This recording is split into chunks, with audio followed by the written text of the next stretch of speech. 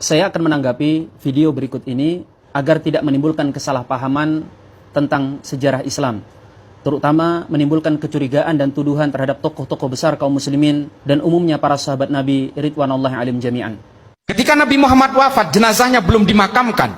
Ada dua sahabat yang dulu bersahabat erat, kemudian berusaha menghunus pedang untuk saling tebas satu sama lain. Hari ini berusaha disembunyikan sejarah ini. Ditulis oleh Imam As-Suyuti dalam Tarikhul Khulafa. Ditulis oleh Tarikh At-Tabari. Yang berperang ini namanya Sa'ad bin Ubadah dan Sayyidina Umar. Sudah saling menghunus pedang. Mengapa mereka mau ribut? Berebut untuk menjadi penggantinya Nabi Muhammad.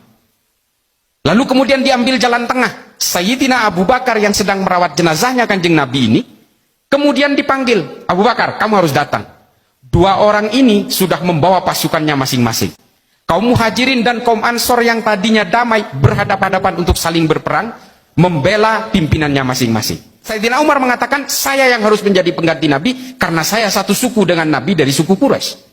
Lalu kemudian Sa'ad bin Ubadah bilang, sayalah penggantinya karena saya tokoh pribumi. Nah, peperangan itu kemudian diambil jalan tengah oleh para sahabat. Oke, kita tunjuk Sayyidina Abu Bakar sebagai pemimpin, sebagai jalan tengah. Dari apa yang dipaparkan dalam video tersebut, paling tidak ada 3 gambaran negatif. Yang pertama, bahwa ulama kaum muslimin itu sengaja menutupi sebagian sejarah kelam umat Islam. Yang kedua, gambaran bahwa para sahabat Nabi, khususnya Sayyiduna Umar bin Khattab dan Sayyiduna Sa'ad bin Ubadah, itu begitu ambisius dan sangat rakus terhadap kekuasaan. Yang ketiga, bahwa para sahabat itu digambarkan sampai mau berperang hanya urusan rebutan kekuasaan atau masalah politik. Apakah benar demikian?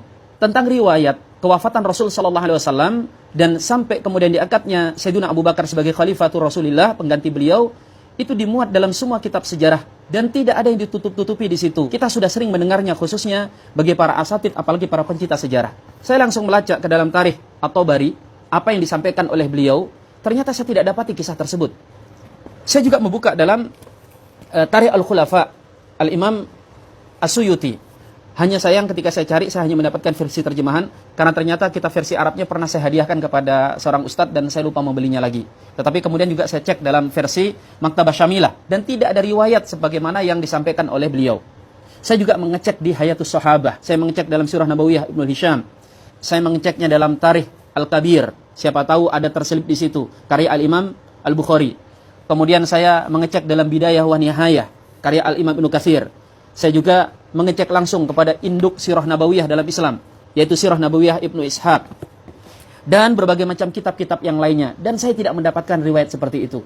Jika tuduhannya, ulama umat Islam menyembunyikan sebagian fakta sejarah, ini sungguh tuduhan yang tidak berdasar. Karena justru faktanya, ulama-ulama kita itu sangat jujur kalau urusan ilmiah.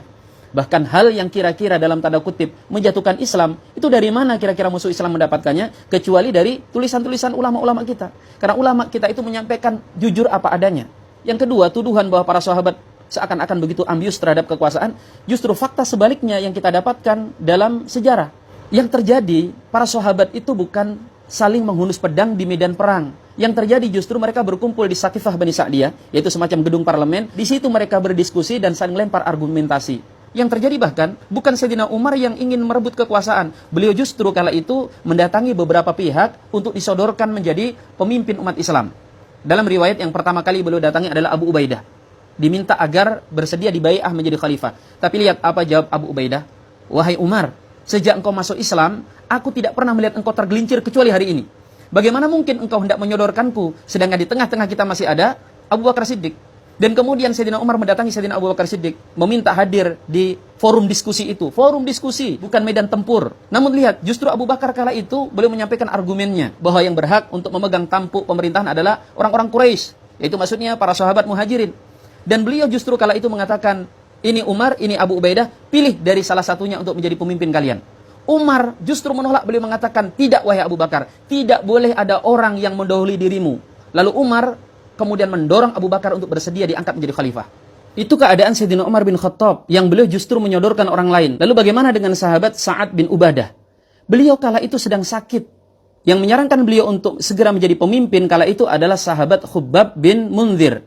Dan beliau tidak banyak bicara karena sedang sakit. Ketika diskusi dan debat sangat panas itu, sahabat kemudian sampai pada kesepakatan. Tidak ada setetes pun darah yang mengalir. Benar, terjadi perdebatan di kalangan mereka. Tapi ini wajar. Karena mereka harus memikirkan nasib umat Islam ke depannya. Mereka membutuhkan pemerintahan untuk menaungi dari musuh-musuh yang setiap saat bisa merongrong.